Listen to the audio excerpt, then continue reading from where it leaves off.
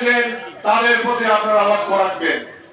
আর আরেকটা কথা বলতে চাই, একটি কুচক্রী মহল আপনাদেরকে হয়রানি করার চেষ্টা করে। আপনারা যারা আপনাদেরকে হয়রানি করার চেষ্টা করে তাদেরকে আমাদেরকে বলবেন। সহযোগিতা করেছেন, মামলা অনেক হয়েছে, আমরা ছিলেন এখানে অনেক কর্মীর লোকের ছেলেগুলো আছেন, আপনাদের এখানে তারা বিএনপি আগামীতে আপনারা পিছনের যাকে বড় কথা আগামীতে বিএনপি হাতকে শক্তিশালী করবেন এবং আল্লাহর সামনে আন্দোলন হাতকে শক্তিশালী করবে। এই বলে আমি আমার স্মরণ করছি। আমি স্মরণ করছি বর্তমান বিএনপির ভারপ্রাপ্ত চেয়ারম্যান, আগামী দিনের রাষ্ট্রনায়ক, দেশ নায়ক তারেক রহমানকে আমি শ্রদ্ধা স্মরণ করছি।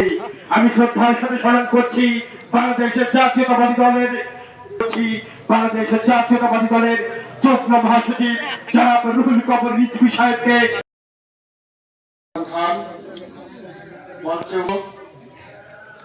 মুন্সি মনিরুজ্জামান মনি